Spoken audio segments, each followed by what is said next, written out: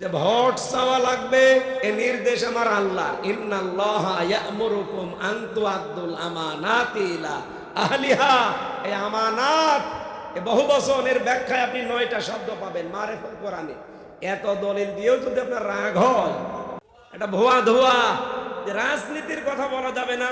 আরে ভাই, যে কোরআনে নামাজের কথা আছে, যে কোরআনে যাকাতের কথা আছে, ওই কোরআনে 918 জায়গায় রাজনীতির কথা আছে, সেটা বলা যাবে না। কোন কারণে? জাতে মাতাল হলো আবু জাহেল, তেমন তালে ঠিক ছিল। ওদের উত্তরসূরি যারা, ওরাও জাতে মাতাল হলো, তালে ঠিক আছে। আর এইভাবে করতে করতে 54 বছরে আমাদের অবস্থা দাঁড়িয়েছে। এখন কোরআনের পক্ষে ভোট চাইতে গেলেও মানুষ বলে রাজনীতি। কি কথা বলে না? ঠিক এইটা আজ অনেকেই বুঝে ফেলেছে। এই জন্য কথা বললে বলো হুজুর রাজনীতির কথা বলবেন, এটা টাটকা নির্ভেজাল শয়তান।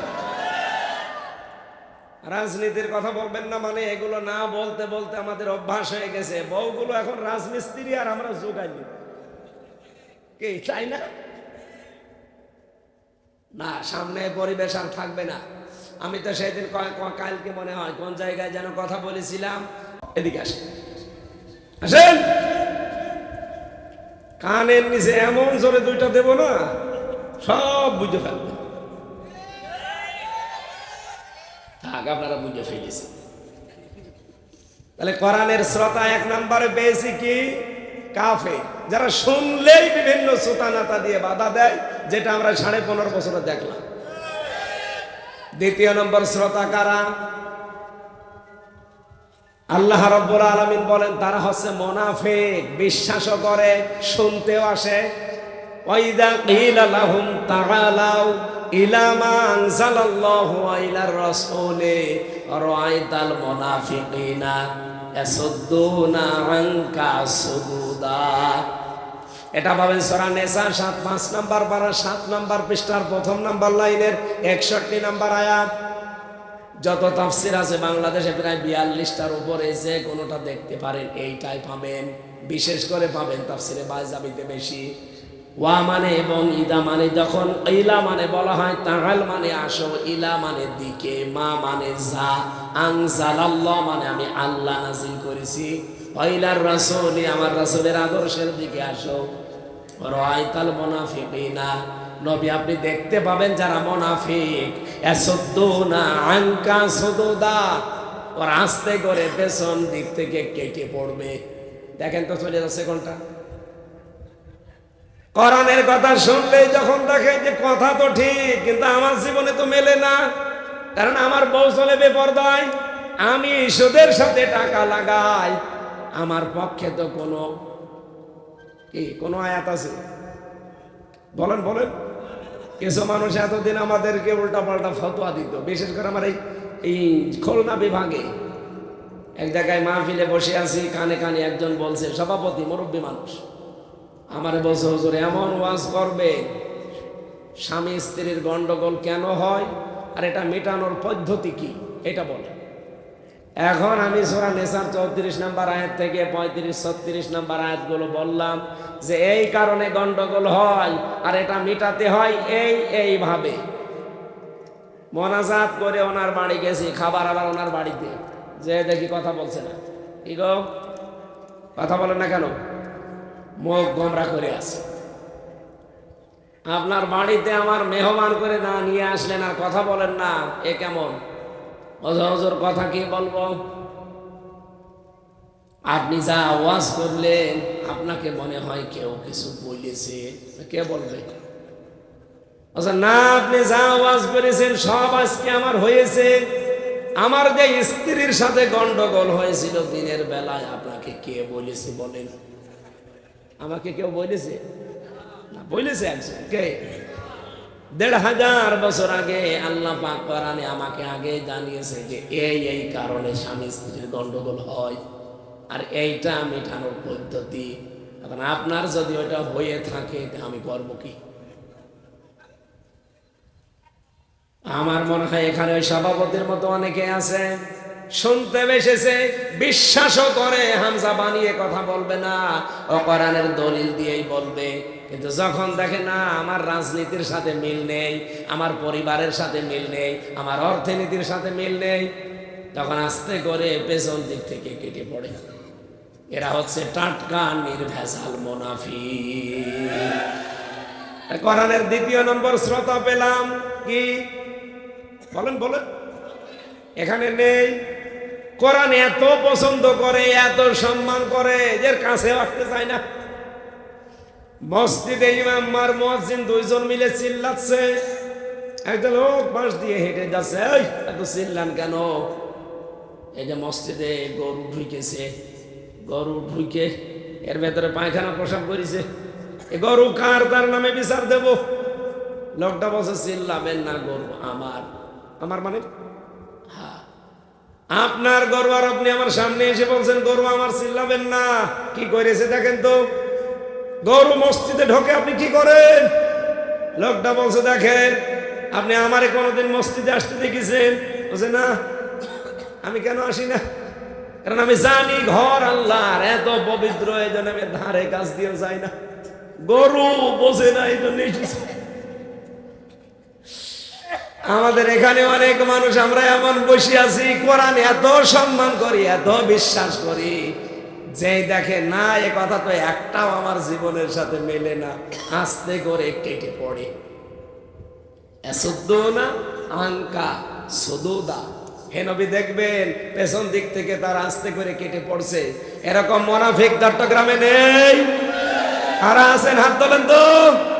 আরে মুনাফিক, ঠিক আছে, তারপরেও আপনি বসে থাকেন।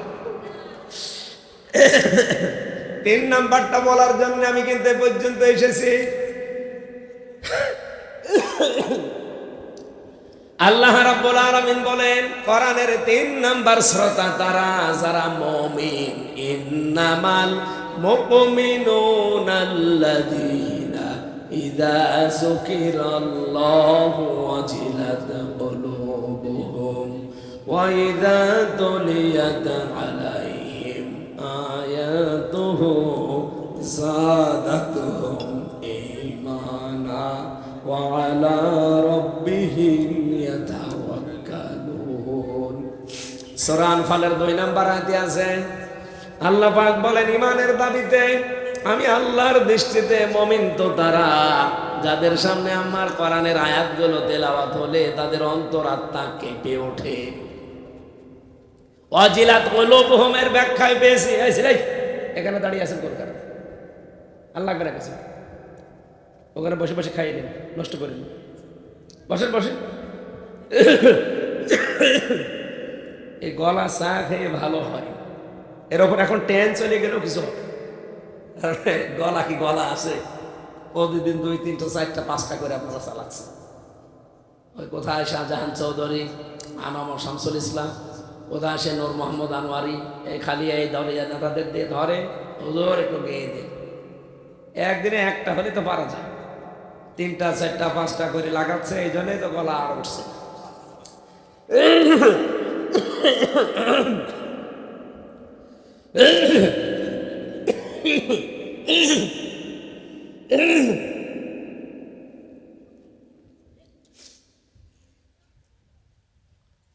ওয়াজিলাত কুলুবুহুমের ব্যাখ্যা বলছিলাম, তাফসিরে মুফাসসির লিখেছেন বাম স্তনের 2 আঙ্গুল নিচে প্রতিটি মানুষের একটা গোস্তের টুকরা আছে, এটার নাম বলা হয় কলব। কি? আরো জোরে বলেন।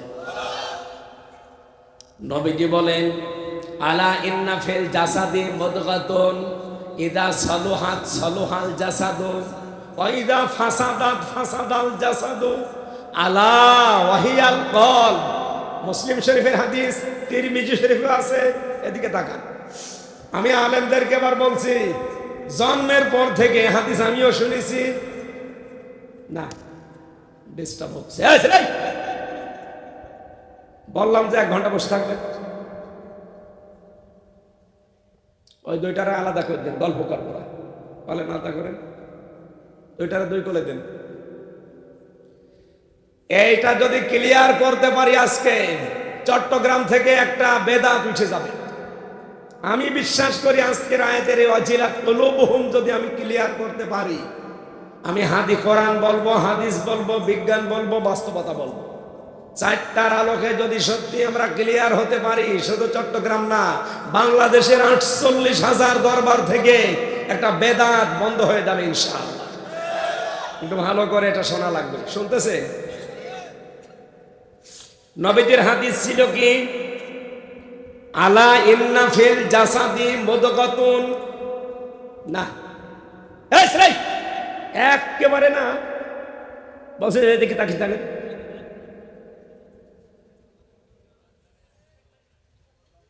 আলাদা হয়ে যান তো ভাই, আলাদা করে দেন, বাচ্চা কাচ্চা খুব সমস্যা, থাক করে আলাদা বসান। আমি বললাম না ক্লাস করাচ্ছি, ক্লাসে কি এরকম গল্প করা যায়? এক জবাব দেবেন এবার, আলা সাবধান, জেনে রাখো, ইন্না ফিল জাসাদি, ফি মানে মধ্যে, জাসাদ মানে শরীর, ইন্না মানে অবশ্যই। নবীজি বলেন সাবধান, জেনে রেখো, অবশ্যই শরীরের ভেতরে, বলেন তো শরীর বলতে কি শুধুমাত্র বুক? শরীর মানে মাথা, বলেন বলেন। নবীজি কিন্তু শুধুমাত্র বুক বলেন নাই, মাথা বলেন নাই, পেট বলেন নাই। নবীজি বলেন আলা ইন্না ফিল জাসাদি, অবশ্যই মানুষের এই শরীরের ভেতরে, তার মানে 3.5 হাত বডি। এখানে নবীজি যদি ইঙ্গিত দেয় নাই, কোনো কিছু দেখিয়ে দেয় নাই, এই জন্য আমরা নিজেরাও দেখাতে পারছি না। এই হাদিসের ব্যাখ্যা পড়তে গিয়ে টিকায় আমি প্রায় 7টা পয়েন্ট পেয়েছি। পীর সাহেবরা হাদিস বলে দেখবেন বেশি, আলা ইন্না ফিল জাসাদি মুদগাতুন, অবশ্যই পুরা শরীরের ভেতরে একটা গোস্তের টুকরা আছে। কি আছে বলেন বলেন। এখন মুদগা, গোস্তের টুকরা, ইদা সলুহাত সলুহাল জাসাদু, যখন এটা ভালো হয়ে যায় পুরো মানুষটাই ভালো, এটা যখন খারাপ হয়ে যায়, ওই যা ফাসাদাত ফাসাদাল জাসাদু, তখন পুরো মানুষটা খারাপ হয়ে যায়। আলা, ওই আলা মানে এই যেটা বললাম এটা, ওই সাবধান, ওহিয়াল কলব, ওই গোস্তের টুকরার নাম হচ্ছে কলব। নাম কি বলেন বলেন। এ পর্যন্ত বুঝেছেন? এ পর্যন্ত এখনো বোঝেন? আমি আবার ব্যাখ্যায় যাচ্ছি। নবীজি কিন্তু বলেন না যে তোমার মাথা, বুক, পেট, পিঠ এর ভেতরে ওই টুকরাটা আছে, বললেন ফিল জাসাদি, শরীরের ভেতরে। শরীর বলতে মাথা থেকে পা পর্যন্ত পুরাটা। তাহলে গোস্তের টুকরা অবশ্যই আমাদের 3.5 হাত বডির ভেতরে কোন জায়গায় আছে না নেই? কোথায় আছে? না, শরীরের 3.5 হাত বডির ভেতরে আছে, কোথায় আছে এটা নেই। এবার কোথায় আছে আমি আপনাদেরকে বোঝাচ্ছি। নবীজি শব্দটা বললেন ফিল জাসাদি, বলার পরে মুদগাতুন, মুদগা মানে কি এইটা আপনাকে আগে জানা লাগবে। আপনি এখানে কম্পিউটার যদি ভেড়াতেন, এই যে মানুষের তৈরি হওয়ার যে প্রক্রিয়াগুলো আমরা দেখি, সুম্মা খালাকনান নুতফাতা আলাকাতান ফাখালাকনাল আলাকাতা মুদগাতান ফাখালাকনাল মুদগাতা ইযামান ফাকাসাউনাল ইযামা লাহমা। বাবার স্ফলিঙ্গ দিয়ে দ্রুত গতিতে যে পানিটা বের হয়ে যায়, বিজ্ঞান এখন দেখতে পাচ্ছে না পাক পানিটা মায়ের রেহেম পর্যন্ত যেতে কমপক্ষে 40 লক্ষ মানুষ তৈরি হওয়ার ক্ষমতা রাখে। 1 ঘটা বীর্যে বাবা যখন ছেড়ে দিয়েছে, ওটা মায়ের রেহেম পর্যন্ত আসতে ওই বীর্য দিয়ে কত লক্ষ মানুষ তৈরি হতে পারে বলেন বলেন। আমার বাবা জহিরুল ইসলামের বাবা ঠিক এইটাই করেছিল। আমরা 40 লাখ ভাই বোন একসাথে তৈরি হওয়ার ক্ষমতা ছিল, কিন্তু মায়ের চড়াইয়ের সাথে দেওয়ালে ধাক্কা লেগে, পায়ের সাথে পা লেগে হয়তো প্রতিযোগিতা আমরা পর্যন্ত যেতে পারিনি। উনি গেছে, আমি গিয়েছি, আর বাকি আমার ভাই বোন গুলো সব বিদায় নিয়েছে। ওখানে যাবার পরে বিজ্ঞান এখন দেখাতে চায় যে এই নাপাক পানিটা দিয়ে আমার আল্লাহ 4টা জিনিস তৈরি করে, চুল, রগ, হাড় আর পর্দা। মায়ের রেহেমের ভেতরে যে নাপাক পানির থলি আছে ওইটা দিয়ে আমার আল্লাহ আরো 4টা জিনিস বানায়, রক্ত, গোশত, চর্বি আর চামড়া।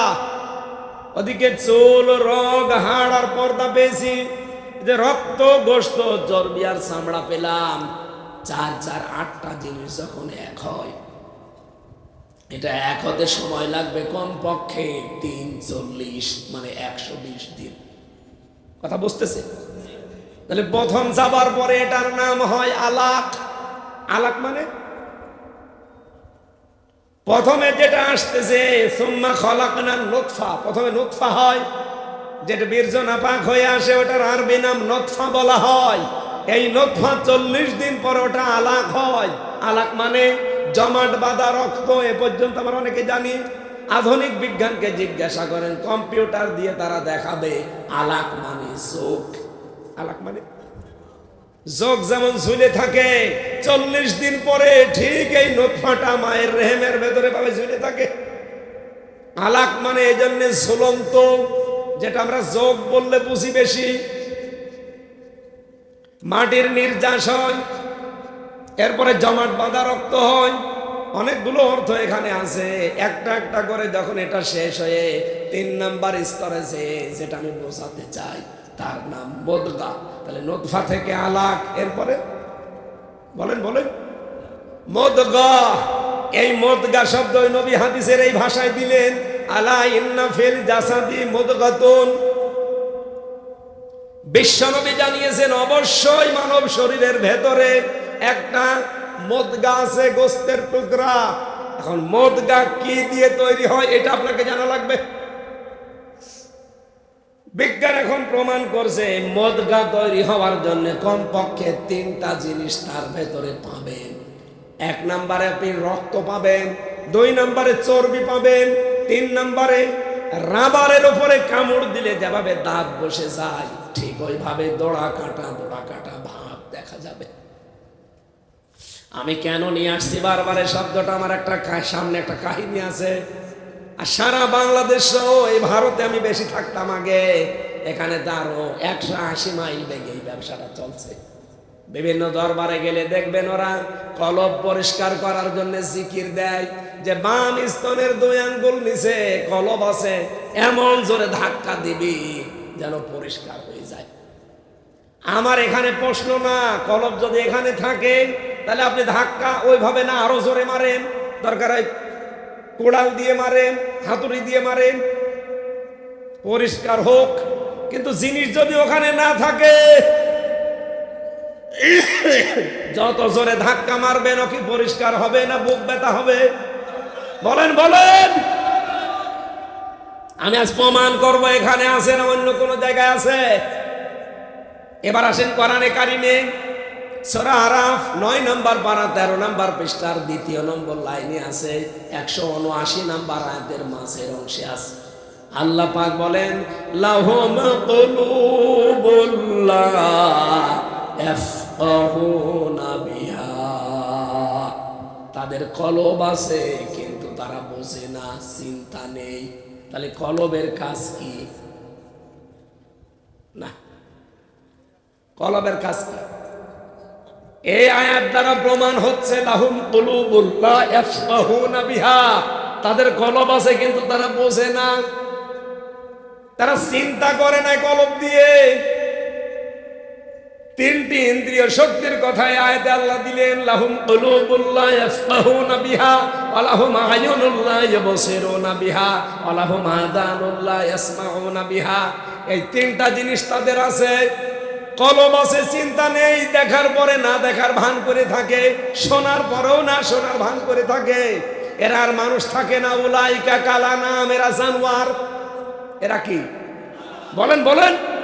আল্লাহ বলেন জানোয়ার পর্যন্ত বললেও তো হতো না, বালহুমা দল, শুকুরের চাইতে কুকুরের চাইতে এরা খারাপ।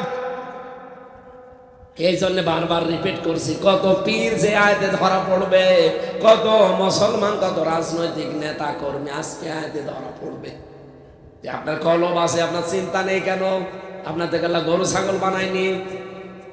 চিন্তা করার জন্য যেহেতু কলব দিয়েছেন, উপলব্ধি করার জন্য কলব দিয়েছেন, তাহলে কলবের যতগুলো কাজ তার একটা কাজ কি বুঝলাম? আরো জোরে বলেন বলেন। আমার প্রশ্ন, চট্টগ্রামবাসী মানুষ কি চিন্তা করে? আল্লাহ তাআলা বর্তমান, ভবিষ্যৎ, প্রেজেন্ট, ফিউচার দুইটা কাল দিয়ে শব্দটা গঠন করলেন। আর কওলুন এই শব্দের আগে আল্লাহ আলিফ লাম দিলেন। আল্লাহ তাআলা বলেন আল্লাযীনা যারা ইসতামিউনাল কওলা, যারা কথা শুনছে এবং শুনবে। কথা মানে এই কওলের ব্যাখ্যায় তাফসিরে মুফাসসিরিন ইকরাম লিখেছেন মান ক্বালা বিহি সাদাকা। এই হাদিসে এসেছেন তারা যারা কোরআন দিয়ে কথা বলে তারা সত্য কথা বলে, সুতরাং কোরআনের কথাই সত্য কথা। ওমান আসদাকু মিনাল্লাহি কিলা, আল্লাহর চাইতে সত্যবাদী কেউ আছে? বলেন। তাহলে আজকে থেকে সিদ্ধান্ত নিয়ে নেবেন যে কোরআন বাদ দিয়ে কেউ যদি কথা বলে তার কথার ভেতরে ভেজাল থাকার সম্ভাবনা নেই। এটা মনে করে জীবন চালাবেন। এই বেশি হয়ে যাচ্ছে, রিভাব হালকা দে, এই দেওয়ার দরকার নেই, বাড়ি খেলে সমস্যা। আল্লাহ রাব্বুল আলামিনের এই কওল থেকে এক কথায় প্রমাণিত, যেটা আমরা শুনতে চাই, শুনতে চাবো, তার নাম কোরআন। তার নাম কি? আমার খুতবার ভেতরে আপনারা শুনেছেন আলহামদুলিল্লাহিল্লাযী নাযালাল কোরআন আলা আবদিহি লিয়াকুনা লিল আলামিনা নাযীরা। সব প্রশংসা আল্লাহর জন্য, যিনি তার বান্দা মুহাম্মদুর রাসূলুল্লাহর উপরে কোরআন নাযিল করেছেন বিশ্বের মানব মণ্ডলীকে সতর্ক করার জন্য। ফামান আমানা ফাকাদ ইহতাদা, যে ব্যক্তি কোরআনে কারিমের প্রতি ঈমান আনবে সে যেন হেদায়েত পেয়ে গেছে। সে হেদায়েত পাবে না, সে পেয়ে গেছে। ওমান দাল্লা ওমান লা ফাকাদ দাল্লা দালালাম বাঈদা। কোন মানুষ যদি এর উপরে ঈমান না আনে, মুখ ফিরিয়ে নেয়, সে হেদায়েত থেকে ছিটকে বহু দূরে চলে গেছে। বলেন নাউযুবিল্লাহ। আমরা এখানে এসেছি যারা পথ পাওয়ার জন্য, হেদায়েত পাওয়ার জন্য, না গোমরা হওয়ার জন্য? তাহলে শুনতে হবে আল্লাহর এই কোরআনের কথা। ইসতামিউনাল কওলা, কিভাবে শুনবেন আল্লাহর কোরআনের কথা? আল্লাহর নির্দেশ হচ্ছে ওয়াইদা কুরিয়াল কুরআনু ফাসতামিউ লাহু ওয়ানসিতু লাআল্লাকুম তুরহামুন। যখন তোমাদের সামনে কোরআন তেলাওয়াত করা হয়, কোরআনের কথা আলোচনা হয়, দুইটা বিষয় খেয়াল রাখবে। এক নম্বর চুপ থাকবে, আর এক নম্বর শুনবে। দুইটাই ফরজ। শোনাও ফরজ, চুপ থাকাও ফরজ। আপনি দুইটা শব্দের দিকে তাকান, সামিয়া দিলে শব্দের অর্থ কিন্তু আমরা পেয়ে যেতাম। সামিয়া মানে শোনা, ফাসতামিউ দিলেন কেন? ওয়ানসিতু এর ভেতরেও দুইটা অক্ষর বেশি করলেন কেন? বাব পড়েছিলাম মিজান মন সাহেবের, বাবের ভেতরে এই শব্দগুলো বেশি, যে এই শব্দের ভেতরে অক্ষর বেশি তার গুরুত্ব বেশি। আল্লাহ সামিয়ানা দিয়ে ফাসতামিউ দিয়েছেন, ওয়ানসিতু দিয়েছেন, তার মানে বোঝা যাচ্ছে শব্দগুলোর গুরুত্ব একটু বেশি। আপনি শুনতে হলে অবশ্যই আপনাকে দিলের কান লাগিয়ে শোনা লাগবে। দুই নম্বরে শুধু শুনলেই হবে না, চুপ থাকা লাগবে। এই দুইটা ফরজ বিধান আমরা এখন মানতে পারবো না ইনশাল্লাহ। কি হবে? লাআল্লাকুম তুরহামুন, আল্লাহর রহমত এখানে নাজিল হবে ইনশাআল্লাহ। সুতরাং আল্লাহর কোরআন যেহেতু শুনতে এসেছি, এই দুইটা নিয়ম সামনে ফলো করে শোনা লাগবে। নাজিল হয়েছে ১৫০০ বছর আগে। এই নাজিল হওয়ার পর থেকেই কোরআন যারা শুনেছে, এখন যারা শুনছে, কিয়ামত পর্যন্ত যারা শুনবে, এই শ্রোতা মণ্ডলী ৩ ভাগে বিভক্ত। এক নম্বরে কোরআন শুনলেই বাধা দিয়েছে, আল্লাহর ভাষায় তারা কাফের। সূরা হামিম সাজদার 26 নম্বর আয়াতে দলিলটা আছে, ওয়াকালাল্লাযীনা কাফারু লা তাসমাউ লিহাযাল কুরআন ওয়ালগাউ ফীহি লাআল্লাকুম তাগলিবুন। আল্লাহ পাক বলেন, ওই সময় নবীজি যখন কোরআন মানুষকে শোনাতো, কাফেররা আইন পাশ করেছিল সব চলতে দেওয়া যাবে, কোরআনের আলোচনা মুহাম্মদের এটা চলতে দেওয়া যাবে না। শুধু চলতে দেওয়া যাবে না এতটুকু যদি তারা শেষ করে দিত, এই আয়াত আল্লাহ মনে হয় নাজিলও করতো না। আপনি দেখেছেন শুধু চলতে দেওয়া যাবে না, শুনতে দেওয়া যাবে না এ বলে আবু জেহেল শেষ করে নাই, আইন পাশ করে স্বতঃসিদ্ধ করে দিয়েছে, বিধিবদ্ধ করে দিয়েছে যে শোনা তো যাবেই না। যেখানে কোরআনের আলোচনা মুহাম্মদ তৈরি করে ওই জায়গাটা নষ্ট করে দাও, হট্টগোল তৈরি করো, ঢোল ঢুকি তবলা বাজাও, এলাকার পরিবেশ ভীতিপূর্ণ করে দাও, 144 ধারাও জারি করে দাও, যেটা আমরা আজ বাংলাদেশে 15.5 বছরে বেশি দেখেছি। আমি ওরস শরীফ দেখেছি বাধা নেই, নওরোজ শরীফ দেখেছি বাধা নেই, খসরোজ শরীফ দেখেছি বাধা নেই, ইসালে সাওয়াব দেখেছি বাধা নেই, গোসল শরীফ বাধা নেই, খালি বাধা তাফসীরুল কোরআন মাহফিলে। কেন? আমি যদি আজ অধ্যক্ষ জহিরুল ইসলাম সাহেবের বাড়িতে প্রবেশ করে সালাম দেই, ছোট একটা বাচ্চা বেরিয়ে এসেছে, বাচ্চা আমারে সালামের জবাব দিয়ে বলছে, আঙ্কেল আমার আব্বা বাড়ি নেই, ঢাকায় গেছে, আপনি পরে আসবেন। এমন মোলায়েম গলায় আমার আঙ্কেল বলে ডাক দিয়েছে, এটা কি ছেলে না মেয়ে এখনো আমি টের পাইনি। কারণ যে পোশাক পরে এসেছে ও পোশাক দেখে বোঝা যাচ্ছে না, কারণ এখন তো অধিকাংশ পোশাক ডিজিটাল। এমনকি যদি নাম জিজ্ঞাসা করি তা হয়তো আমি টের পাবো না। যদি বলে আমার নাম মাহি, আমি বসবো ছেলে না মেয়ে, কারণ মাহিয়া মাহি এদেশে নায়িকা, আবার মাহি বি চৌধুরী পুরুষ। আমি বসবো কি করে? এটা কি ছেলে না মেয়ে, আম্মু না আব্বু, এটা বোঝার জন্য একটা পদ্ধতি আছে।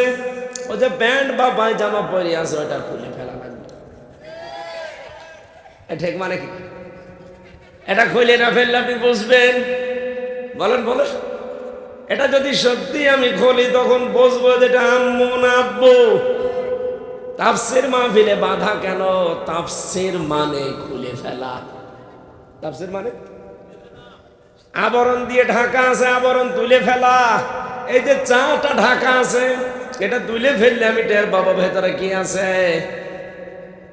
এই পরিবারে, এই সমাজে, এই রাষ্ট্রে, এই পৃথিবীতে যারা শিরক, বেদাত, কুফর, বিশেষ করে জুলুমের অন্ধকার দিয়ে নিজেদেরকে আবরণ করে ঢেকে রেখেছে, ওরা তো বুঝতে দেয় না মানুষকে যে ভেতরে কি আছে। যখন কোরআনের তাফসীর করা হবে সঠিকভাবে, তখন ওইগুলো খুলে পড়ে যাবে। আমি আবার বলছি শব্দটা, কোরআনের তাফসীর করা হবে সঠিকভাবে।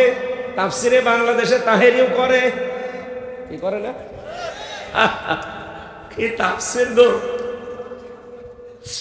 আয়াত পড়ছে, ওয়াবতাগু ইলাইহিল ওয়াসিলা, আল্লাহকে পাওয়ার জন্য ওসিলা তালাশ করো। ওসিলা মানে এই দিন একটা বাবা, কি এরকম নেই? কত বাবার নামে তার মুখে আমরা জিকির শুনি, ইয়া আলী বাবা, শাহ আলী বাবা, কেল্লা বাবা, ফতে বাবা, ন্যাংটা বাবারও জিকির করে। একবারে বলেন তো, বাবা বেশি হওয়া ভালো না খারাপ? বলেন বলেন। এ বাংলাদেশে অনেকের তো বাবা বেশি। বাবা বেশি হলেই বুঝবেন ওর জন্ম কি। নিজের বাবারে কোনোদিন বাবা বলে না। কোথায় জন্ম? সেই গোপালগঞ্জে। ওই রে বাবা বলতে পাগল। আপনি অত দূরের মানুষকে বাবা বলতে যাবেন কোন কারণে? আপনার বাবা নেই? নিজের বাবারে যদি ডাক দিয়ে ওনার না হয়, তো ওনার আর এক বাবা আছে, শ্বশুর আব্বা, ওইটারে ডাকেন। যারে আপনি বাবা বাবা করে পাগল হয়ে যান, এমনকি জাতির বাবা বানিয়ে দিচ্ছেন, ওকে আপনারা জন্ম দিয়েছে। আপনার কি শ্বশুর? এই চট্টগ্রামের একজনের বিয়ে হওয়ার কথা ছিল, কিন্তু উনি বিয়ে করেনি। সংসদে বলেছিল না যে বেশি আঙুল নাচাবেন না, এই আঙ্গুলে কিন্তু আংটি পরানোর কথা ছিল আমার। সে যাই হোক, আপনাদের জেলার মানুষ না। এখন তো রংপুরে গেলে রংপুর বিভাগের মানুষকে আমাদের দোলা ভাই বলা লাগে, কারণ এটা আমাদের জাতির বাবার মেয়ে। কি হয়? আপা, ববু। ববুর স্বামী কি হবে? বাড়ি যেহেতু রংপুরে, রংপুর বিভাগের মানুষ দেখলে যদিও মফয়সী বর্গীজ কি হয়? মফয়সী বর্গীজ কি হয়? মফিজ। এদেরকে আমাদের দোলা ভাই বলা লাগবে যতদিন অন্তত আপা বেঁচে আছে। কথা বলে না কেন? আপনাদের এই লোকের সাথে যদি হইতো আপনারা দোলা ভাই হয়ে যেতেন, হয়নি, বেঁচে গেছে। বাবা বেশি হওয়া ভালো না, যার তারে বাবা বলে ডাকবে। সূরা আহজাবের ভেতরে আছে বিশ্বনবী মুহাম্মদ রাসূলুল্লাহ সাল্লাল্লাহু আলাইহি ওয়াসাল্লামকে উদ্দেশ্য করে পালিত সন্তান ছিল একজন, নাম কি? হযরতে হারেস, যায়েদ বিন হারেস রাদিয়াল্লাহু তাআলা আনহা। তাকে নিয়ে আল্লাহ আয়াত পর্যন্ত নাযিল করেছে। এমনকি মা কানা মুহাম্মাদুন আবা আহাদিম মির রিজালিকুম ওয়ালাকিন রাসূলুল্লাহি ওয়া খাতামান নাবিয়্যিন। সূরা আহজাবের 40 নম্বর আয়াতে আছে, আমার নবী মুহাম্মদ রাসূলুল্লাহ তোমাদের কোনো অ্যাডাল্ট পুরুষের বাবা না। তিনি বাবা, কিন্তু অ্যাডাল্ট পুরুষের বাবা না, পরিপূর্ণ যে পুরুষ। আল্লাহ কিন্তু এখানে রেজাল দিয়েছেন, সিবিয়ান দেননি। সিবিয়ান মানে ছোট মানুষ, আর রেজাল মানে প্রাপ্তবয়স্ক মানুষ। প্রাপ্তবয়স্ক কোন পুরুষের পিতা নবীজি ছিলেন না, ছিলেন মানে ছোট মানুষ, ছোট পুরুষের পিতা ছিলেন। তার ছোট ছোট সন্তান ছিল না? কি নাম ছিল? একজনের ইব্রাহিম, একজনের নাম ছিল কাসিম, আর একজনের নাম ছিল তাহের। এই নামগুলো শোনেননি? এই সমস্ত সন্তানগুলো ছোট বয়সে দুনিয়া থেকে বিদায় নিয়েছে। আমার মাঝে মাঝে আয়াতটা পড়লে মনে হয় আল্লাহ যদি এখানে সেবিয়ান শব্দটা দিয়ে দিতেন, এই পৃথিবীতে বহু শয়তান আছে আল্লাহর এই কোরআনের ভুল ধরত। কি কথা বুঝতেছে? তারা বলতো আল্লাহ যেহেতু সেবিয়ান দিয়েছেন, উনি তো কোনো সেবিয়ান পুরুষের, ছোট পুরুষের পিতা তো ছিলেনই, তাহলে কোরআনের আয়াত ভুল। আল্লাহ কায়দা করে আয়াতটা দিয়েছেন রেজাল। সুবহানাল্লাহ বলতে পারেন নাই? বিশ্বনবী মুহাম্মদ রাসূলুল্লাহ পিতা ছিলেন, কিন্তু প্রাপ্তবয়স্ক কোনো পুরুষের পিতা ছিলেন না। হযরতে যায়েদ বিন হারেসা রাদিয়াল্লাহু তাআলা আনহু, তাকে তিনি যেহেতু লালন পালন করেছিলেন, পালিত পিতা বলে মানুষজন ডাক দিত। কোরআনে কারিমের আয়াত নাযিল করে আমার আল্লাহ সেইটাও নিষেধ করলেন। আমি আয়াতের তাফসিরে ফি জিলালিল কোরআনে আরো জোরে বলেন, মানুষের মুখ পরিষ্কার হলে সে চুরি ছাড়বে না, ডাকাতি ছাড়বে না, জেনা ছাড়বে না, কিন্তু মাথা পরিষ্কার হলে চুরি করবে না, মাথা পরিষ্কার হলো জেনা করবে না। কথা বলছে না? পরিষ্কার করা দরকার এইটা না এইটা। এবার কোরআনের পরে হাদিস, হাদিসের পরে বিজ্ঞান। এবার আসেন তো জিনিসটা আছে কোন জায়গায়? যেহেতু মোদগা নবী বললেন, মোদগা হওয়ার শর্ত কয়টা পেলাম? আরো জোরে কি লাগবে? রক্ত, চর্বি, আর একটা দড়া কাটা ভাব লাগবে, যে রাবারে কামড় দিলে যেরকম হয়। এবার আপনি মাথার মগজ বের করেন, আর বাম স্তনের 2 আঙ্গুল নিচে যে গোস্ত আছে এটা কেটে বের করেন। দেখেন ওই শর্তগুলো মেনে কার সাথে? আমার তো মনে হয় বুক কেটে যদি বের করেন, এখানে রক্ত পাবেন, চর্বি পাবেন, দোড়া কাটা ভাব পাবেন, জীবনও পাবেন। কারণ দোড়া কাটা ভাবটা কি? বিজ্ঞান এখন মাথার ভেতরে এই যে মগজ, এখানে 70,000 জিনিস পেয়েছে। ফ্রন্টাল লব, অক্সিপিটাল লব, প্যারাইটাল লব, মোটর কর্টেক্স, টেম্পোরারি কর্টেক্স, এরকম 70টা জিনিস আমি নিজে পেয়েছি। এই জিনিসগুলো এখান থেকে সাপ্লাই দিচ্ছে পুরো শরীরে। আপনি কি মনে করেন চোখ দিয়ে আমি দেখলাম সাপ? না, আপনার দেখার যে শক্তিটা, মাথার মগজ, আপনি খালি খাপড়িটা খুলে দেন, আপনাকে আমি দেখাবো। মাথায় যে দেখতেছে, দেখার জিনিস যেটা ফ্রন্টাল লব, এটা কিন্তু সামনে থাকে না, এটা আছে পেছনে। পুরা মাথার ভেতরে আল্লাহ এইগুলো জিনিসগুলো দিয়েছেন, দেখেছেন চোখ দিয়ে। চোখ দিয়ে দেখার সঙ্গে সঙ্গে চোখ পাঠিয়ে দিয়েছে ওই যে দোড়া কাটা ভাব বলা হয় রগ, এইটা দিয়ে এই তারের মাধ্যমে পাঠিয়ে দিয়েছে ওই পেছনে। ও সঙ্গে সঙ্গে সিদ্ধান্ত নিয়েছে হয়তো কিছু হাতে নাও, হয় লাঠি হাতে নাও, নাই দৌড় দাও। এই সিদ্ধান্ত কি চোখ দেয় না মাথা দেয়? বলেন বলেন, কি বুঝলেন এখান থেকে? চিন্তা আমরা করি বুক দিয়ে না মাথা দিয়ে। আপনার যদি বিশ্বাস না হতে চাই, কোনো মুরব্বী মানুষের মাথা ফাটান, আমি দেখাবো। কারণ তো এমনি মরে যাবে 2 দিন পরে। ওরে অন্তত এই যে মুরব্বী আছে, ওনার মাথা ফাটিয়ে দেন, আমি আপনাকে মগজে হয় চর্বি পাবেন এবং রক্ত পাবেন, আর ওই যে রাবারের উপরে কামড় দিলে যেভাবে দাগ হয় ওই দাগ পাবেন। দোড়া কাটা ভাব থাকে না? আমার তো কোরআনের সাথে, হাদিসের সাথে, বিজ্ঞানের সাথে যেটা মেলছে সেটা নেব না। আমার বাবা যা বলছে ও তো মন মতোর ব্যবসা প্রতিষ্ঠান ঠিক রাখার জন্য বলছে। আমার মনে হয় দেশের মানুষ যদি এটা আজ বুঝতে পারে যে জিনিসই তো এখানে নেই, ও ছাতা আমি খালি ধাক্কা দিয়ে বুক ব্যথা হয়, এইটা পরিষ্কার করেন। বাংলাদেশ জামাত ইসলামী চায় এইটা পরিষ্কার। হ্যাঁ, এটা যদি কারো অপরিষ্কার থাকে তার লাঠি দিয়ে দল থেকে বের করি। এই কথা বলেন না কেন? চেহারা দেখি না, দেখি আপনার এইটা ঠিক আছে কিনা। যশোরের একজন সাখাওয়াত হোসেন, ওর এইটা ঠিক ছিল না, আচ্ছা লাঠি দিয়ে বের করে দিয়েছে। আর অন্য দলের সব ঠিক আছে, এইটা ঠিক নেই। কি কথা বললেন আপনি? এই যে সালমান এফ রহমান, শরীর সব ঠিক ছিল, এটা ঠিক ছিল, এই জন্যই তো চুরি করেছে। 36,000 কোটি টাকা এমনি চুরি করেছে। শরীর তো ভালো, দেখতে মনে হচ্ছে যে একেবারে জিবরাইলের ছোট ভাই। মাথার চুল থেকে পায়ের স্যান্ডেল পর্যন্ত পুরা সাদা। আমার মনে হয় ভেতরও সব সাদাই ছিল, কিন্তু কলবটা পুরা কালো। যেটা দিয়ে চিন্তা ভাবনা আসবে ওটা পুরা কালো হয়ে গিয়েছিল, কারণ মানুষ পাপ করলে ওখানে একটা দাগ পড়ে। এই কথা বলেন না কেন? আপনি শোনেননি হাদিস যে পাপ করলে একটা দাগ পড়ে, আবার পাপ করলে আবার দাগ পড়ে, আবার পাপ করলে আবার দাগ পড়ে। উপরে সাবান সোটা দিয়ে, সোনো পাউডার দিয়ে খুব ভালোই লাগে, ভেতরে পুরা কালো হয়ে গেছে। এই জন্য তো এত টাকা মারিং কাটি করেছে। এমনকি এই চট্টগ্রাম সহ বাংলাদেশের যত মানুষ বিদেশে থাকে, 3 জন মানুষ এখান থেকে পার্সেন্টেজ পেত। এই দরবেশ একজন, হাসিনার ছোট বোন রেহেনা একজন, আর কুড়িগ্রামের একজন এমপি। এই 3 জনের নাম আমি নিজে শুনে এসেছি মালয়েশিয়া থেকে। এই যে জামাটা সেলাই করতে গিয়েছিলাম, যে দোকানে গিয়েছি, ওই দোকানদার বলছে আমার বাড়ি যশোরে, বাংলাদেশে।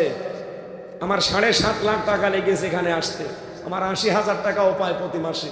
এই যে পাশে কাজ করছে এক দোকানে 5 জন, এর বাড়ি হচ্ছে পাকিস্তানে, এর 2,20,000 টাকা লেগেছে, এরও 80,000 টাকা বেতন। আর এই পাশে যে 2 জন ইন্ডিয়ান, ওদের 1,20,000 টাকা লেগেছে, ওরও 80,000 বেতন। এই পাশে যে আর একজন থাইল্যান্ডে বাড়ি, এর 30,000 টাকা লেগেছে, এরও 80,000 বেতন। বলেন, আমার লাগবে বাংলাদেশ থেকে 7.5 লাখ, আর আমার পাশের দেশ ইন্ডিয়া তার লাগবে মাত্র 1,20,000, পাকিস্তান লাগবে 2,20,000, আর ওর লাগবে 30,000 টাকা। উপায় সবারই 80,000। কথা বলছেন না কেন? এত টাকা কম বেশি হবে কেন? পরবর্তীতে যারা শিক্ষিত মানুষগুলো আছে তাদের সাথে মিশলাম, শুনলাম যে এখানে সিন্ডিকেট করে এই দরবেশ আর এই আল্লাহর ওলির এই ছোট বোন আর ওই আর এক এমপির নাম বললো নূর আলম, এই 3 জন মিলে এই টাকাগুলো সব সিন্ডিকেট বলে মারিং কাটিং করে। ওই ভারতের যদি 1,20,000 লাগে, আমারও 1,20,000 লাগতো। বাকি টাকা সব ওরা 2 নাম্বারই করে খায়। টিকিট কেটে যাওয়া আসা সব বেশি হলেও 36,000 টাকা হলেই হয়ে যায়। সেখানে আর কিছু খরচপাতি দিয়ে 1,20,000-এর বেশি লাগার কথা না, সেখানে খরচ নেই কত? 7.5 লাখ। অথচ এই 5 জনের উপায় তো 80,000। এই টাকাগুলো এতদিন মারিং কাটিং করে খেলেন, কি করলেন? বাংলাদেশের শ্রেষ্ঠ ধনী ছিল ওই সালমান এফ রহমানের দরবেশ, কিন্তু এখন জেলখানায় ফলরে থাকে। ওরে ফলরে না, ওরে কব্বরে দেওয়া দরকার। এই জন্য এইটা ঠিক করা দরকার না, এটা ঠিক করা দরকার। এইটা ঠিক নেই আমাদের। আল্লাহ পাক বলেন ওয়াজিলাত কুলুবুহুম, ওদের কলব কেঁপে ওঠে। ওয়াইদা তুলিয়াত আলাইহিম আয়াতুহু যাদাতুহুম ঈমানা। বাংলাদেশ সহ বিশ্বের মানুষের আজ যদি বুঝতো যে না পরিষ্কার করা দরকার এইটা না, তখন এই পীর সাহেবদের বানানো এসব হু হু এ জিকির এমনি বন্ধ করে দিত। বলতো ছাতা করে আমি বেকার বুক ব্যথা করব, আমার আগে এইটা পরিষ্কার করি, আর এটা পরিষ্কার করতে হলে আল্লাহর কোরআন লাগবে। এই জন্য আগেকার পীর সাহেব যারা এখানে যেমন সভাপতি ছিল পীর সাহেব, ওনাদের ওই জামানার সোনালী জামানা আপনি হিসাব করেন, মরহুম মাওলানা আব্দুল জব্বার রহমতুল্লাহ আলাইহি বাইতুল শরফের এই সমস্ত পীর সাহেবদের কাছে আগে যারা আসতো ওনারা কোরআন শরীফ তুলে দিত, এই যে এটা পড়েন, এটা বোঝেন, আল্লাহকে পেয়ে যাবেন। কিন্তু এখনকার তাদের অনেক সন্তানই তাদের এই দরবারের লোকগুলো আর এখন এই পদ্ধতিতে নেই। তাদের কাছে গেলে এখন আর কোরআন তুলে দেয় না, বলে যে জিকির করবি। কি জিকির? হু হু, খালি এইটা ধাক্কা দিয়ে পরিষ্কার করবে। আরে ওটা তো নেই, পরিষ্কার তো এইটা করা লাগবে। কোনটা? তাহলে বাংলাদেশ থেকে একটা বেদাত এমনি দূর হয়ে যেত না। আমি আপনাদের আরো চিন্তা ভাবনা করার জন্য বলছি, আমার তো মাথা ছোট, আমার তো চিন্তা ভাবনা অত বেশি না। যাদের আরো বড় প্রখর আছে, এরকম বড় বড় মাথা আছে, আরো চিন্তা ভাবনা করেন, আরো বেশি পাবেন ইনশাআল্লাহ। এই বেদাতটা বাংলাদেশে, ভারতে, পাকিস্তানে বেশি থাকবে না ইনশাআল্লাহ। বাইরের অনেকগুলো দেশে গিয়ে দেখলাম না, এই বেদাত নেই। ওইরকম যদি মাথা ঝাঁকড়িয়ে জিকির করেন, পুলিশে বলবে এর মির্গি রোগ হয়েছে, এর ইনজেকশন দেওয়া লাগবে। কিন্তু বাংলাদেশে এরকম হা হু করলে আমরা মনে করি এ আল্লাহর ওলি হয়ে গেছে, এসকে মনে হয় পাগল হয়ে গেছে। আপনার এসক এত বেশি, গাছে উঠে চলে যায়, বাসে উঠে চলে যায়। এটা মানদার গাছে তো ওঠেন না কোনোদিন। এটা মানদার গাছে একটু উঠে দেখান যে আপনার এসক কেমন আছে, আমি দেখবো। কোন সাহাবীর জীবনী শুনেছেন যে ওনারা জিকির করতে করতে গাছে উঠে বসেছিল? আমি একবার চাঁপাই নবাবগঞ্জে গিয়েছিলাম, ওই যে বিশ্ববিদ্যালয় যখন মাস্টার্সে 15 সালে, যে দেখে একজন গাছে উঠে মানে বাঁশে উঠে পড়েছে গাছে। কমিটির লোকজন বলছে হুজুর বাঁশে উঠেছে, আপনি একটু কিছু করেন যেন নেমে আসে। উনি উঠলো কি করে? জিকিরের ফয়েজে উঠেছে। জিকিরের ফয়েজে তুমি গাছে ওঠো? বাঁশ গাছ এবং ওই যে তেলা যে গাছ আছে ওই গাছগুলো ওঠে। পাকড়া গাছ না কি বলে না, ওই যে কাঁটা থাকে, শিমুল গাছ, মানদার গাছ, ওই গাছে একটু উঠে দেখো তো যে তোমার এসকো কেমন, আমি আজকে দেখবো। যাতে মাতাল হলো তাহলে ঠিক আছে, ওই গাছে উঠতে চাই না। সুতরাং এই ভণ্ডামি গুলো বাদ দেওয়া লাগবে। আপনার পরিষ্কার হওয়া লাগবে। কি বলেন বলেন? মগজটা পরিষ্কার করেন, জীবনও চুরি করবেন না, অভাব থাকলেও চুরি করবেন না।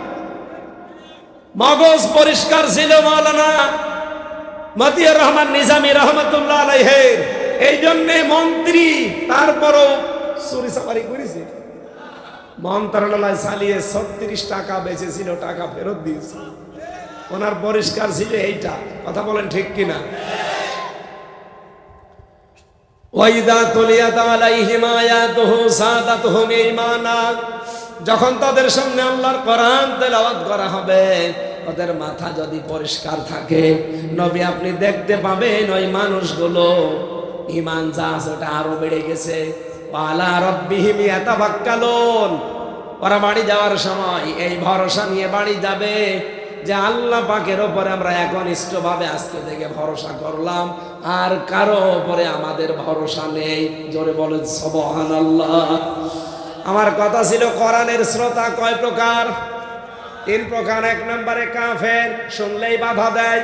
2 নম্বরে মুনাফিক, শুনতে আসে মেলে না চলে যায়। 3 নম্বরে শুনতে আসে ঈমান বেড়ে যায়, তাওয়াক্কুল নিয়ে যায়, ভরসা নিয়ে যায় কার প্রতি? আমরা এই 3 নাম্বার শ্রোতা হতে চাই। কথা বলেন ঠিক কিনা? শ্রোতা হয়ে কি করবেন? আল্লাহ পরের শব্দে দিয়েছেন ফায়াত্তাবিউনা আহসানা। শুনলেই হবে না আল্লাহর কোরআনের কথাগুলো, এর ভেতরে যেগুলো উত্তম, শুধু উত্তম না, আহসানা ইসমে তাফসীল, সব চাইতে উত্তম যেগুলো, এর ভেতর থেকে সেগুলো তোমরা অনুসরণ করে চলবা। উলাইকাল্লাযীনা হাদাহুমুল্লাহ, এই মানুষগুলোকে আমার আল্লাহ হেদায়েত দান করবেন। ওয়া উলাইকা হুমুল আলবাব, আর এই মানুষগুলোই পৃথিবীতে বুদ্ধিমান। জোরে বলেন সুবহানাল্লাহ। এটা বাংলা অর্থ ছিল। এখান থেকে আমরা আহসানা শব্দটার ব্যাখ্যা করতে চাই না। আসলে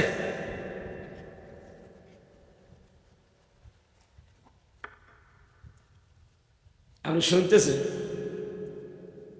আপনি যে এখান থেকে অনুসরণ করার জন্য কি নেবেন? ফায়াত্তাবিউনা আহসানা, কোরআনের উত্তম যে বিষয়গুলো এখন বলা হবে। যেহেতু সারা জীবন আমরা একটা বাক্য শুনতে বেশি অভ্যস্ত, রব্বানা আতিনা ফিদ দুনিয়া হাসানা। এই হাসানা থেকে আহসানা, নাকি রব্বানা আতিনা ফিদ দুনিয়া হাসিনা? হাসিনা আর হাসানা একই, শাব্দিক অর্থে খুব বেশি কম বেশি নেই। অনেক মুরব্বী আমরা দেখি এই হাসানার জায়গায় হাসিনা চায়। আমি নিজে, এই যে কোরআন শরীফ আমার সামনে, নিজে জেলখানায় এই গাজীপুরের কাশেমপুরে চলচ্চিত্র জগতের একজন ভিলেন, এই ভিলেন ধরা পড়েছিল, পরে দিয়েছে জেলে। আমি 3 তলায়, ও থাকতো 4 তলায়।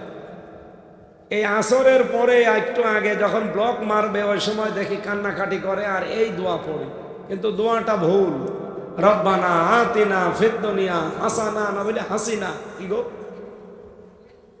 এই হাসিনা বলার পরেই দেখি দোয়া করছে বাংলায়, আল্লাহ তুমি আমার মরণ দাও, আমাকে তুলে নাও, আমার নেত্রীকে তুমি হায়াত বাড়িয়ে দাও। আই রে শয়তান, কিসের দোয়া করিস? হুজুর দোয়া করেন আমার নেত্রীর জন্য, খুব মায়া লাগে, জেলে আছে, মায়া লাগছে নেত্রীর জন্য। হাসানা আল্লাহর বানানো, বাদ দিয়ে হাসিনা বলছে। ওই দিন চিন্তা করলাম, দেখি এই শব্দ নিয়ে একটু ঘাটাঘাটি করি কি আছে। এর আগে হজে যাওয়ার পরে দেখেছিলাম লক্ষ লক্ষ হাজিরা কাবা শরীফ তাওয়াফ করার সময় এই আয়াতটা পড়ছে।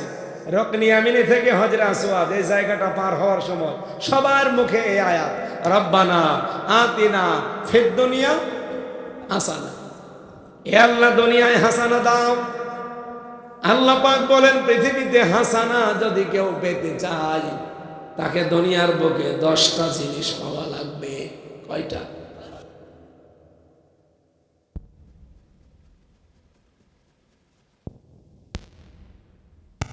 পাঁচের অংশটা পড়েছি, অমিনহুম আমি বাদ দিয়ে দিয়েছি। রব্বানা আতিনা ফিদ দুনিয়া হাসানা, হে আমাদের রব, দুনিয়ায় আমাদের হাসানা দাও, আমাদের কল্যাণ দাও। আমাদের কি হাসানা শব্দের ব্যাখ্যায় যেহেতু কল্যাণ হবে, স্বস্তি হবে, শান্তি হবে, নিরাপত্তা হবে। হাসানা মানে দুনিয়াতে আপনি আমাদেরকে কল্যাণ দান করেন রব্বুল আলামিন। এই যে মাহফিলটা যখন প্রচার হচ্ছিল, প্রচার করেননি, 2-3 দিন প্রচার হয়েছে, মাইকিং হয়েছে, এমনকি পোস্টারের ভেতরেও লেখা থাকে, উক্ত মাহফিলে দলে দলে যোগদান করিয়া দো জাহানের কামিয়াবি কল্যাণ হাসিল করুন। এ কথা বলা হয় না? এটা বাংলায় বলেছেন, আমি ওটা আরবিতে বললাম। দো জাহানের কল্যাণ কামিয়াবি হাসিল করুন। দো জাহানের কল্যাণ এই আয়াতের ভেতরে আছে। অফিল আখিরাতি হাসানা, শুধু দুনিয়ায় হাসানা দিলে হবে না, আখিরাতেও দাও। তাহলে দুনিয়া আর আখিরাত 2 জগতের হাসানা কয়টা? আপনারা কি ঘুমাচ্ছে না? দুনিয়ার হাসানা আমি তাফসিরের ভেতরে পেয়েছি 27টা, সামারাইজ করে করে আমি মিলিয়েছি 5-10টা। আর আখিরাতের হাসানা পেয়েছি 13টা, এখানে সামারাইজ করে মিলিয়ে মিলিয়ে নিয়েছি 5টা। 10 আর 5 15। ওয়াকিনা আযাবান্নার, আর জাহান্নামের আগুন থেকে তুমি আমাদের সবাইকে বাঁচাও। নবীজি বলেন জাহান্নাম থেকে বাঁচার উপায় আছে মাত্র একটা। জোরে বলেন সুবহানাল্লাহ। এবার আমরা আয়াতে যাচ্ছি, তাফসীর থেকে যেটা পড়েছি আমি সেইটাই বলছি। দুনিয়ার হাসানা কয়টা বললাম? এ মোনাজাত সারা জীবন আপনি করছেন, এখন দেখেন তো এই 10টা জিনিস আপনি পেয়েছেন কিনা। 1 নম্বরে কেউ যদি কোরআন পায়, সে দুনিয়ার হাসানা পেয়েছে। প্রশ্ন আসতে পারে, কোরআন তো আমরা পেয়েছি, এই তো কোরআন না। কোরআন যে পাবে, কোরআনে কারিমের 500 আমল তার জীবনে থাকবে, এটার নাম কোরআন পাওয়া। আমরা এখানে যারা আছি একটাও পাইনি। কোরআনের আমল আছে কয়টা বলেন তো? 500। বলেন বলেন। قل بفضل الله وبرحمته فبذلك فليفرحوا هو خير مما يجمعون। নবী আপনি বলুন, তাম দুনিয়ার মানুষ যা জ্ঞান করে, আসিফ করে, অর্জন করে, পেয়ে আনন্দে করে, একটাও স্থায়ী না। আমি আল্লাহর কাছে সবচাইতে উত্তম জিনিস, হাসানা, কল্যাণ, তার নাম কোরআন। তার নাম কি?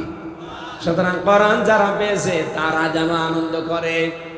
ওয়া খায়রুম মিম্মা ইয়াজমাউন, তামাম পৃথিবীর তুলনায় আমি আল্লাহর কাছে কোরআন শ্রেষ্ঠ সম্পদ। বলেন সুবহানাল্লাহ।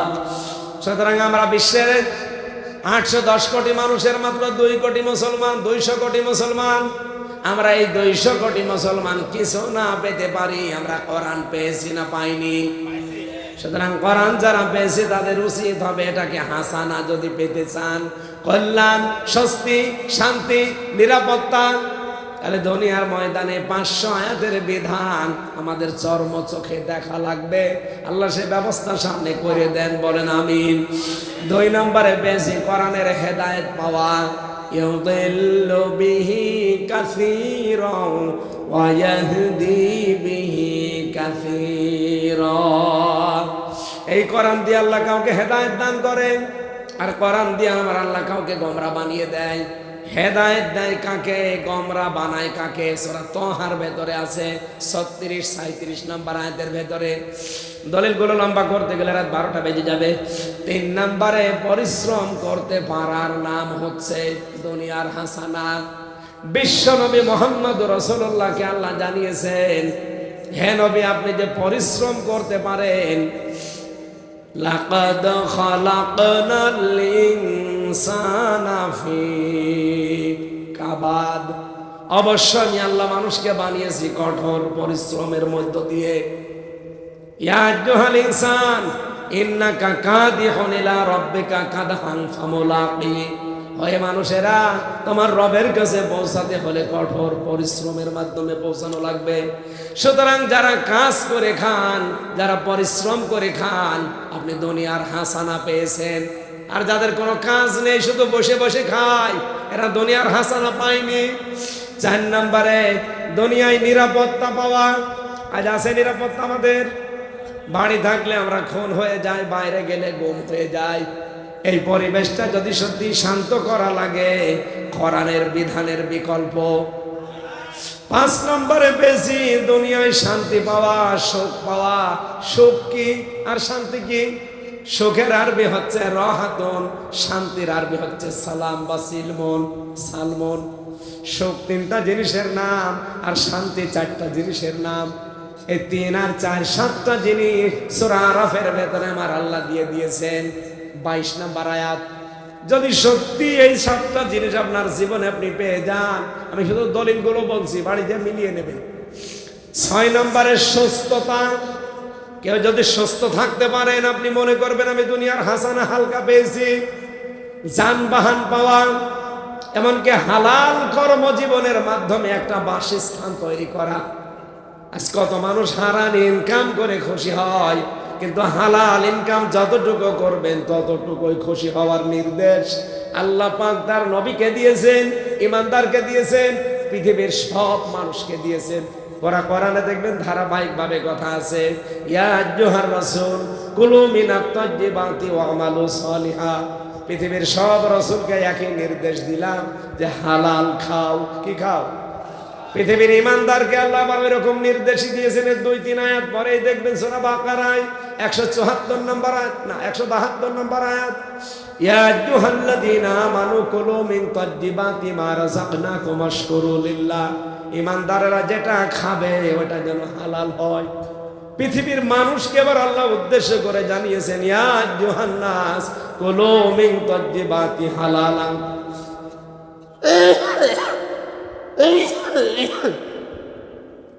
ওহে পৃথিবীর মানুষেরা, যে নিজের বাবা বাদ দিয়ে পৃথিবীর কোন মানুষকে যদি কেউ বাবার মতো সম্মান দিয়ে ডাকে, ওর গোনা হবে। আর বাংলাদেশে আপনার বাবা কত? আরে চট্টগ্রাম বিভাগে বাবা বেশি। এই কথা বলছেন কেন? সারা বাংলাদেশ করি আপনি যে কয়টা বাবা পাবেন, এই চট্টগ্রাম জেলায় তার সাথে বেশি বাবা। ঘরে ঘরে বাবা। আপনাদের এই লাইনটা একটু কম আছে।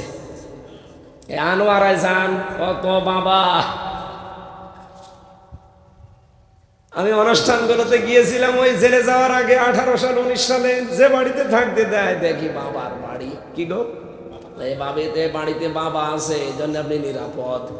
কারণ এখন তো আর জহিরুল ইসলামের মতো বাড়িতে থাকতে দেওয়া যাচ্ছে না। এই জন্য ওরা রাখতো আমারে নিরাপদে রাখার জন্য বাবার বাড়ি, কারণ বাবার বাড়ি নিরাপদ। আমি যে কথাটা এখান থেকে আপনাদের বসাতে চাই, তাফসীর মানে যেহেতু খুলে ফেলা, তাফসীর মানে উন্মুক্ত করা। এই পরিবার, সমাজ আর রাষ্ট্রে যারা নিজেদেরকে আবরণ দিয়ে ঢেকে রেখেছে, কোরআনের তাফসীর করলে অবশ্যই তাদের আবরণগুলো খুলে যাবে, জাতি দেখতে পাবে এটা জাতির সর্বনাশকারী। এই জন্য 54 বছরে এত বাধা দেওয়া হয়েছে তাফসীর মাহফিলে। আল্লামা সাঈদীর তাফসীর মাহফিলে 144 ধারা পর্যন্ত দিয়েছে। এক কথা বলেন, দেয়নি? ওই আমরা তো আজ পর্যন্ত কোনো ওরস শরীফে বাধা হয়েছে আমি পাইনি। কেন দেয় না? কারণ জানে যে এখানে যা হবে আমরাই করতাম, ওরা করছে করুক। কিন্তু তাফসীর মাহফিলে বাধা একই কারণে। ওই জামানায় আবু জেহেল দিয়েছিল, ও বলেছিল শুধু বাধা দিবা না, অলগাউ ফিহি, হট্টগোল করো, ভীতিপূর্ণ অবস্থা তৈরি করো, লাআল্লাকুম তাগলিবুন, আশা করা যায় তোমরা গালেব হবে, বিজয় হবে। আমার প্রশ্ন হচ্ছে, শেখ বিজয় কথা গাল তাগলিবুন কেন বললো? আবু জেহেল ভালো করে বুঝতো যে আমি যে চেয়ারে বসে আছি এ চেয়ার অবৈধ চেয়ার। বুঝতো না? কথা বলা লাগবে। হাসিনাও ভালো করে বুঝতো আমি যে চেয়ারে আছি এটা অবৈধ চেয়ার। বলেন বলুন। আবু জেহেল ভালো করে বুঝেছিল যে অবৈধ চেয়ার। মোহাম্মদ যেটা বলতে চায় এটা যদি জনগণ বুঝে ফেলে, তা আমার চেয়ারের পায়া রাখবে না। এই কথা বলছে না কেন? মুহাম্মদুর রাসূলুল্লাহ যেটা আসলে বলতে চাইতো কোরআন দিয়ে, জনগণ যেটা বুঝতো, সত্যি যদি জনগণ একবার দাঁড়িয়ে যেত, ওই জামানায় আবু জেহেলের পায়া থাকতো না। আবু জেহেলের উত্তর সুরে যুগে যুগে যারা আসবে তারাও বেশ ভালোভাবে বোঝে যে আমরা যা করি আর হামজা যা বলতে চাই কোরআনের সাথে জীবনও মিলবে না। ওই তখন বিভিন্ন নাম দিয়ে এটা বন্ধ করে দেয়। বলাটা আমরা এমনি বন্ধ করি না, কোরআনের বিপক্ষে আমরাও না, কিন্তু আমরা বন্ধ করি এই জন্য কারণ এখানে রাজনীতির কথা হয়। এটা ইহুদিদের একটা চক্রান্ত। দেশের ভালো মানুষগুলো, আলেম ওলামা, তারা যাতে কোরআনের পথে মানুষকে সঠিকভাবে দাওয়াত দিতে না পারে, এই জন্যে এই ধোয়া তুলে মানুষদেরকে দূরে সরিয়ে রেখেছে। এই ধোঁয়াটা তুলেছিল 15.5 বছরে বেশি। এটা ধোঁয়া, কি বললাম? এটা ধোঁয়া। রাজনীতির কথা বলা যাবে না। আরে ভাই, যে কোরআনে নামাজের কথা আছে, যে কোরআনে যাকাতের কথা আছে, ওই কোরআনে 918 জায়গায় রাজনীতির কথা আছে। সেটা বলা যাবে না কোন কারণে? জাতে মাতাল হলো আবু জেহেল, তেমন তালে ঠিক ছিল। ওদের উত্তর সরি যারা, ওরাও জাতে মাতাল হলো, তালে ঠিক আছে। আর এইভাবে করতে করতে 54 বছরে আমাদের অবস্থা দাঁড়িয়েছে। এখন কোরআনের পক্ষে ভোট চাইতে গেলেও মানুষ বলে রাজনীতি। কি কথা বলে না? ইসমাইল সাহেব না, উনি প্রতিদিন বাজার থেকে আসার সময় মাছ নিয়ে আসে। আপনাদের এলাকায় যেহেতু সাগর এলাকা, বড় বড় মাছ পাওয়া যায়, বোয়াল মাছ, কিন্তু বাজারে বিক্রি হয় কেটে কেটে পিস পিস করে। যেহেতু গরিব মানুষ একেবারে 10 কেজি তো একবারে নিতে পারবে না, এই জন্য হাফ কেজি না 1 কেজি কেটে নিয়ে এসেছে পিস পিস করা। বাড়িতে আসার পরে মেয়ে জিজ্ঞাসা করছে বাচ্চা যে আব্বা এটা কি? বোয়াল মাছ। মেয়ে মনে করছে বোয়াল মাছ মনে এতটুকুই হয়। বোয়াল মাছ কি এতটুকু? দ্বিতীয় দিন আবার নিয়ে এসেছে, বলছে আব্বা কি? বলছে বোয়াল মাছ। ঠিক আছে। তৃতীয় দিন ওনার টাকা পয়সা হাতে এসেছে, এবার নিয়েছে 5 কেজি বোয়াল মাছ, কাঁধে করে নিয়ে আসতেছে। বাড়িতে ঢোকার পরে মেয়ে বলছে আব্বা কি? বলছে বোয়াল মাছ। মেয়ে দিয়েছে দৌড়, না এ বোয়াল মানি না, এ বোয়াল খাবো না, এ বোয়াল না। বলেন তো আগে জানিয়ে এসেছিল এটাকে আসল বোয়াল না স্কেটটা আসল? বলেন বলেন। আবহমান কাল থেকে বিশেষ করে চট্টগ্রাম দিয়ে যেহেতু ইসলাম প্রবেশ করেছে, ওই সমস্ত সময়ের কথা, ওই সময় যদি সঠিকভাবে আমরা সব কিছু তুলে ধরতাম, এলাকার যারা দায়িত্বে ছিল সঠিক ইসলাম তুলে ধরতে দিত না। এই ইসহাক রহমতুল্লাহ আলাইহি, ইসহাক হাফিজাহুল্লাহ, ওনাদের মতো মানুষগুলো ইসলাম প্রচার করেছিল আংশিক আংশিক। এখন ওনার সন্তানেরা ওরা যখন ইসলাম বোয়াল মাছের মতো নিয়ে এসেছে, তখন কিছু মানুষ এতদিন যারা মনে করেছে বোয়াল মানে পিস পিস, এখন 5 কেজি বোয়াল দেখে দৌড় দেয়, বলে না এ বোয়াল খাবো না, এ বোয়াল নেব না। উনিও পারত না ওনার বাবার মতো আংশিক একটা ইসলাম প্রচার করে দিতে। এই রক্ত পিচ্ছিল রাস্তায় কোন কারণে ওনার আশা লাগবে? কারণ এখন আমরা সেই পরিবেশ সামনে পেয়েছি। এখন আর আগস্টের 5 তারিখের আগে নেই। এক কথা বলছে না কেন? এখন আমরা দেখতে পাচ্ছি এদেশে ওই পিস পিস করা 1 কেজি 1.5 কেজি বোয়াল লাগবে না, এখন লাগবে 5 কেজি ওজনের বোয়াল। এটা যদি জাতির সামনে আমরা সবাই এক সুরে এক কায়দায় বোঝাতে পারি, বাংলাদেশে কেউ এই কথা বলার সাহস পাবে না যে কোরআনের সাথে রাজনীতির সম্পর্ক নেই। অনেকে এটা বলছে না। এমনকি চাঁপাইনবাবগঞ্জের 2 জন চাঁপাবাজ, স্বামী আর স্ত্রী, ওরা অলরেডি বলেই ফেলেছে যে এরকম জহিরুল ইসলামের পক্ষে কেউ ভোট চাইতে পারবেন না, নুরুল ইসলাম বুলবুলের নামে কেউ ভোট চাইতে পারবেন না। আপনি আমার কাছে এসে বলেন। আমি তো ওপেন চ্যালেঞ্জ দিয়েছি, বাংলাদেশের 56,000 বর্গ মাইলের প্রতি ইঞ্চি জায়গায় আমি ওপেন ভাবে কোরআনের পক্ষে, জহিরুল ইসলামের মতো মানুষদের পক্ষে ভোট চাইব। কে বাধা দেবেন? সামনে এসে বাধা দেন। আসেন, কে? আমি এই শুধু চট্টগ্রামে না, সারা বাংলাদেশের 56,000 বর্গ মাইল আমি কোরআনের আয়াত দিয়ে ভোট চাবো। কে বাধা দেবেন? আসেন। নাকি সারা জীবন আপনি কি আগস্টের 5 তারিখের আগে পেয়েছেন না? এই চট্টগ্রামে বহুবার এসেছি, কথা তো বলতেই দেয়নি, মাইক পর্যন্ত কেটে দিয়েছে। আজকে আসেন, মাইক দিয়ে দিলাম, নেন দেখি কোন মাইক দুধ খেয়েছেন। আসেন, সামনাসামনি আসে না, শুধু চাপাই থেকে বসে বসে বলে আমি এই যে যাবো 26-22 তারিখে চাঁপাইনবাবগঞ্জ, বাধা দিয়ে দেখেন তো আপনি। আমি আপনার অফেন্স চ্যালেঞ্জ দিয়ে দিলাম, এই পাপিয়া পারে, ওনার নামের শেষে অন্তস্থ বাদ দিয়ে আমি বলেছিলাম ওনার পাপিয়া বলা ঠিক না, পাপি বলা দরকার। কারণ আবু জেহেলের নাম আবুল হাকাম থেকে যদি আবু জেহেল হয়, আপনার নাম পাপিয়া থেকে পাপি হলে সমস্যা কি? কারণ আপনারও তো ঈমান নেই। যে কথা বলেছে কোরআনের বিপক্ষে চলে গেছে। উনি আমারে নাকি ডাক দিয়েছে যে আমির হামজামান নাম আমি পাল্টিয়ে দিল, আমি জবাব চাই। জবাবে এইটা, আবুল হাকাম থেকে যদি আবু জেহেল হয়, পাপিয়া থেকে পাপি হবে না কেন? কথা বলছে না কেন? আর আপনাদের নামটা আরো সুন্দর করে আমি নিয়েছি, আল্লামা মুফাসসিরে কোরআন, ভারতের কামাল, মুজাদ্দেদে জামান, স্বামী আর স্ত্রী। তো না আমার বলতে চাই না। আপনারা কোন কারণে ফতোয়া দেন? ফতোয়া তো দেবো আমি, আমার নামের আগে মুফতি লেখা আছে, আর সরকারি সার্টিফিকেট প্রাপ্ত মুফতি আমি। আমার ফতোয়া দিয়ে গ্রান্টেড হবে, আমার সার্টিফিকেট আছে সরকারের দেওয়া। আর আপনার সার্টিফিকেট আছে? আপনি তো আন্দাজে ফতোয়া দেন যে জহিরুল ইসলামের পক্ষে ভোট চাওয়া যাবে না, এটা ওদের কাজ না। যে কাজ কার? আপনি লাল হয় এবং মানসম্মত, স্বাস্থ্যসম্মত, রুচিশীল হয়। চট্টগ্রামবাসী শুধু হালাল হলেই কিন্তু খাওয়া যাবে না, ওটা রুচিশীল হওয়া লাগবে, স্বাস্থ্যসম্মত হওয়া লাগবে। হালাল হলেই সব খাওয়া যায়। নাক দিয়ে যেটা আসে এটা হালাল না? এই হালাল আরে না, কি বলেন?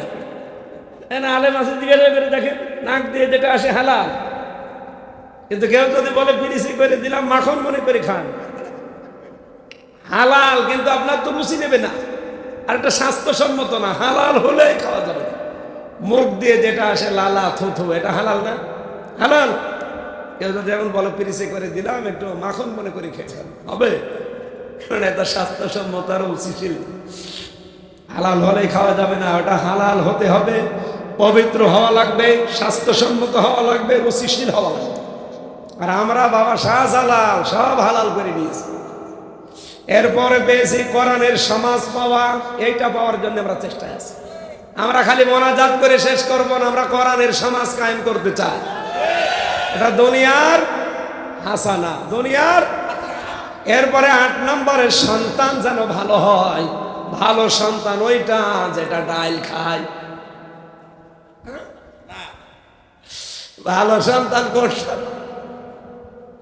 প্রতিদিন আমরা এই দোয়াটা অনেকে পড়ি, রব্বানা হাবলানা মিনা আজওয়াজিনা ওয়া যুররিয়াতিনা কুররাতা আয়ুনি ওয়াজআলনা লিল মুত্তাকিনা ইমামা। হে রব, দুনিয়াতে আমাদেরকে ভালো বউ দাও, ভালো সন্তান দাও, যাদের দেখলে আমাদের চক্ষু শীতল হয়ে যায়। আর শিবিরের কেন্দ্রীয় সভাপতি জাহিদুল ইসলাম, এই যে আপনাদের কুমিল্লাতে বাড়ি, ছেলেটা দেখলেই চোখ জড়িয়ে যায়। শিবিরের সেক্রেটারি জেনারেল আমাদের খুলনা বিভাগে বাড়ি, নুরুল ইসলাম সাদ্দাম, খুলনায় কয়েকদিন আগে আমার সাথে অনুষ্ঠানে ছিল, দেখলেই চোখ জড়িয়ে যায়। আর আমি এমন সন্তান বানিয়েছে যে আমার সামনে ডাল খেতে খেতে আসে। সন্তান ভালো করার জন্য যে পদ্ধতিগুলো আছে, আমরা ওই লাইনে যাই না। আমি আপনাকে গ্যারান্টি দিতে পারি, আমার তো আর ছেলে নেই, আমার মেয়ে আছে। এই মেয়েকে মেয়ের মতো তৈরি করার জন্য একটা ফ্যাক্টরি বাংলাদেশে আছে, তার নাম ইসলামী ছাত্রী সংস্থা। আমি গ্যারান্টি দিলাম, আমি নিজে দিয়েছি, আপনিও দেন। মেয়েকে আপনি মানুষের মতো মানুষ করতে পারবেন। জীবনে ওই মেয়ে কোনোদিন আপনার সামনে অবৈধ সন্তান পেটে নিয়ে ঘুরবে না। আর এর বাইরে আমি বহু দলে দেখেছি, বিশ্ববিদ্যালয় শেষ করে আসা জিনিস তো, আমি দেখেছি বহু মেয়ে বাড়ি আসে, ঠিক মেয়ের পেটে অবৈধ সন্তান। আপনি ইসলামী ছাত্রী সংস্থায় একটা দেখান তো এরকম কোন চরিত্রের। এত বড় গ্যারান্টি দেওয়ার পরও যদি কারো বিশ্বাস না হয়, এদিকে আসে। সন্তান যেন ভালো হয়, ভালো হওয়ার ফ্যাক্টরি বাংলাদেশ ইসলামী ছাত্র শিবির। আপনার চাই মনে হয় হোক, কারণ এর ভেতরে আপনি এদের রক্ত পুরা শরীর থেকে বের করে বিড়ির গন্ধ পাবেন না, সিগারেটের গন্ধ পাবেন না, বাবার গন্ধ পাবেন না, ডাইলের গন্ধ পাবেন না। আর কথা বলছে না, আপনি অন্য ছাত্র সংগঠন যারা আছে ইসলামীগুলো বাদ দিয়ে জেনারেলের একটা নিয়ে আসেন, আমি ডাল বাবা সব পাবো। এই চোখে দেখেছি, বিশ্ববিদ্যালয়ে ক্লাস চলছে, শিক্ষককে জুতা দিয়ে পিটাচ্ছে ছাত্র, বলছে শালা তোরে মেরেই ফেলবো। শিক্ষক বলছে বাবা তুই আমার ছেড়ে দিয়ে, আমি জীবনে আর ক্লাস নেব না। না, শালা তোরে মেরেই ফেলবো। এই চোখে আমি এইটাও দেখেছি, শিক্ষক অজু করছে, ছাত্র পায়ে পানি ঢেলে দিচ্ছে। ওইটাও তো ছাত্র, এটাও ছাত্র। ওইটা জানোয়ার হয়ে গেছে অলরেডি, আর এটা মানুষ হচ্ছে। এই কথা বলছেন? কারণ এই যে সিলেবাস আছে, প্রতিদিন 8টা 9টা করে পয়েন্ট লেখা লাগে। এগুলো লিখলে একটা মানুষ এমনি ভালো হয়ে যাবে, যদি মানুষ দেখানোর জন্যও করে তাও ভালো হয়ে যাবে। এরপরে পেয়েছি স্ত্রী যেন ভালো হয়, এটা দুনিয়ার হাসানা। ভালো স্ত্রী ওইটা যেটা সারা দিন বসে বসে সিরিয়াল দেখে, নাকি এলাকায় সিরিয়াল নেই? ওইটা দেখে আর নিজেকে ওইভাবে সাজায় যে আমি হব কটকটি আর আমার মেয়ে হবে কিরণবালা। হয় তা এমন এমন পোশাক পরে মেয়ে আর মা যাচ্ছে, কোনটা মেয়ে বোঝা যায় না। ধর্ষণ করলে দুইটাকেই করে। আমি কি বেশি বললাম? আপনার জন্য আপনি দায়ী। আজ পর্যন্ত এদেশ যতই খারাপ হোক, দেখেছেন কোন খাস পর্দাওয়ালা কোন মেয়েকে কেউ ধর্ষণ করেছে? পরে তো ওইটা যার পেট খালি পিঠ খালি, খালি এই জায়গায় একটা নোক্তা দিয়া। এখানে স্ত্রী যেন ভালো হয়, ভালো স্ত্রীর 4টা গুণ পাওয়া যাবে। কয়টা? আরো জোরে। ভালো স্ত্রীর প্রথম গুণ হচ্ছে স্বামী যেটা পছন্দ করে সে সেটা পছন্দ করবে। একটু ভালো করে বলে, ভালো স্ত্রীর গুণ এটা আমি কি বানালাম? তিরমিজি শরীফের হাদিস। নবীজি বলেন ওইটা ভালো স্ত্রী, স্বামী যেটা পছন্দ করে ও সেটা পছন্দ করে। আর আমি নিজে স্বামী, মা বোনরা এসেছে না? সম্মানিতা মা বোনেরা, আমি ওপেন বলছি, বাংলাদেশে প্রতিটি স্বামী চাই, পছন্দ করে বিয়ের পরে তার মা বাবা তার